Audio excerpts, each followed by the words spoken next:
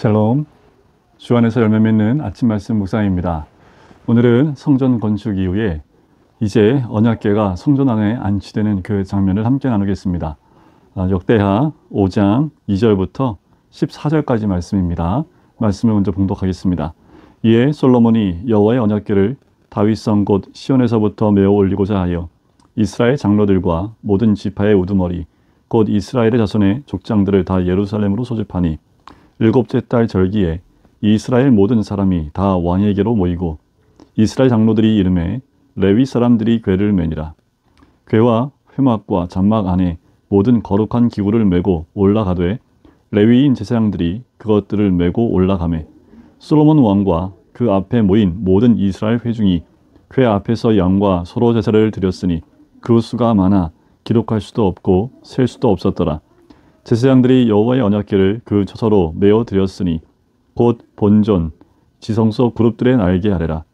그룹들이 궤의 처소 위에서 날개를 펴서 궤와 그 채를 덮었는데 그 채가 길어서 궤에서 나오므로 그 끝이 본전 앞에서 보이나 밖에서는 보이지 아니하며 그 궤가 오늘까지 그곳에 있으며 궤 안에는 두 돌판 외에 아무것도 없으니 이것은 이스라엘 자손이 애굽에서 나온 후 여호와께서 그들과 언약을 세우실 때에 모세가 호렙에서 그 안에 넣은 것이더라. 이 때에는 제사장들이 그 반열대로 하지 아니하고 스스로 정결하게 하고 성소에 있다가 나오매 노래하는 레위 사람 아삽과 헤만과 여두둔과 그의 아들들과 형제들이 다 세마포를 입고 제단 동쪽에 서서 재금과 비파와 수금을 잡고 또 나팔 부는 제사장 120명이 함께 서 있다가 나팔 부는 자와 노래하는 자들이 일제히 소리를 내어 여호와를 찬송하며 감사하는데 나팔 불고 재금치고 모든 악기를 울리며 소리를 높여 여호와를 찬송하여 이르되 선하시도다 그의 자비하심이 영원히 있도다 하매 그때에 여호와의 전에 구름이 가득한지라. 제사장들이 그 구름으로 말미암아 능히 서서 섬기지 못하였으니 이는 여호와의 영광이 하나님의 전에 가득함이었더라. 아멘. 성전을 다 지은 솔로몬이 그 다음에 했던 것이 언약궤를 성전 안에 안치하는 것이었습니다. 그래요. 성전이 성전될 수 있는 가장 중요한 것은 언약궤의 위치입니다. 그 언약궤가 준비된 지성소에 들어갔을 때에 진정한 성전이 완성이 되는 거지요. 그 결과가 바로 하나님의 영광이 또 하나님의 영광의 구름이 하나님 전에 가득하였다라는 마지막 절에서 나옵니다. 그래요. 하나님의 언약궤, 그것은 호렙산에서 모세에게 주신 그 궤입니다. 그것은 언약의 말씀이고 또 약속의 말씀이지요. 그 언약의 말씀이 성전 가운데 있을 때에 성전이 될 수 있었던 겁니다. 그래서 이 솔로몬은 이스라엘 모든 자들과 함께 언약궤를 성전에 모셔드리는 거지요. 여러분, 우리의 중심에는 무엇이 있습니까? 가장 중요한 것은 이 언약의 말씀이 우리의 중심에 있어야 된다는 거지요. 삶의 중심에 있어야 되고 우리의 가슴 중심에 있어야 합니다. 이것이 오늘 우리 삶 가운데 모셔들었을 때 그때 하나님의 영광이 우리와 함께 한다라는 거지요. 여러분 잊지 말아야 될 것은 말씀이 우리의 삶의 중심에 있어서 그 말씀의 인도를 받아야 되는 것 굉장히 중요합니다. 그리고 다윗과 다르게 솔로몬은 그 언약궤를 메어서 들어오게 되어지고 언약궤가 들어올 때에 제사를 지내는 모습을 봐요. 다윗은 처음에 그렇게 하지 못하셨지요. 두 번째 옮기려 할 때 그때에 말씀대로 제사장들이 어깨에 메어서 언약궤를 메고 들어옵니다. 하지만 솔로몬은 처음부터 그 말씀대로 언약궤를 메어서 들어오는 것을 보게 되지요. 우리가 말씀을 따라가는 것, 그 말씀에 따라 순종하는 것, 그 어느 때보다 중요하지요. 그 채가 길에서 또 궤에서 나오고 또 길어도 그 성전 안에 들어가 자기에 있어야 될 그 위치에 언약궤가 그 아래에 놓여 있게 됩니다.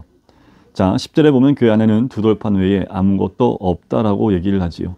그리고 그 언약궤가 어떤 것인지를 설명해 주고 있습니다. 이때에 제사장들이 그 반열들 하지 않고 스스로 정결하게 하고 성소에서 있다가 나옵니다. 그리고 노래하며 찬양하는 모습이 나와요. 특별히 노래하는 자들이 나오고 일제히 소리를 높여서 여호와를 찬송하며 감사합니다. 여러분, 말씀이 우리 삶 가운데 있고 나의 삶의 중심에 있을 때 이 찬양이 스스로 정결하게 한 모습 그대로 흘러나오게 되는 거지요. 또 이 찬양은 하나님이 흠모하실 만한 찬양이 되어지고 이 찬양을 받으신 주님께서 여호와의 영광으로 그 성전에 가득하게 임하는 것을 보게 됩니다. 그래요. 성전이 이제 완성이 됐습니다. 그리고 하나님의 영광이 그 성전에 함께함을 통해서 이 성전이 하나님의 임재가 있는 곳으로 결정되게 되는 거지요. 그 모든 과정들, 언약궤를 먼저 성전을 온전히 지어지고 또 언약궤를 메어다가 성소 그 자리에 두게 되고 또 그 모든 것을 하나님 말씀대로 진행되었을 뿐만 아니라 제사장들 가운데 찬양을 하는 모든 자들이 스스로 정결케 해서 하나님의 이름을 높여드리고 자기가 할 수 있는 최선의 찬양을 다할 때에 그때 하나님의 영광이 그들 가운데 임하게 된 것입니다. 여러분, 우리는 하나님의 성전입니다. 성령님이 함께 하시는 하나님의 성전입니다. 이 성전 중심에 늘 말씀을 모셔드리고 찬양할 때에 하나님의 영광이 임재가 우리의 육신 가운데 또 우리 삶 가운데 임하게 될 줄 믿습니다.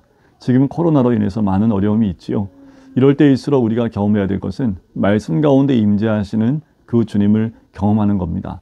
여러분, 오늘도 주님과 함께 동행하실 뿐만 아니라 주님의 인도하심 받을 뿐만 아니라 주의 말씀을 우리 삶의 중심에 두고 또 주님을 청결한 마음으로 중심을 다하여 찬양함을 통해서 하나님의 거룩하신 임재가 우리 각자의 삶 가운데 임하고 또 우리가 있는 그 자리에 임하고 하나님의 영광이 늘 함께하는 하나님의 사람이 되어야 될 줄 믿습니다.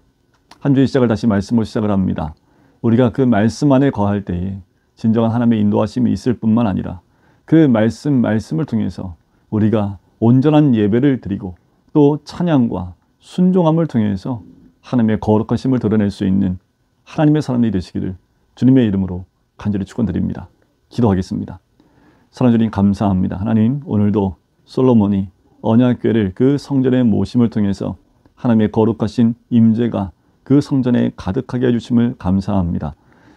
여호와의 언약궤가 있어야 될 그 자리에 있는 것, 그 어느 때보다 중요하고 그 모든 과정도 말씀대로 순종하는 것을 보게 됩니다.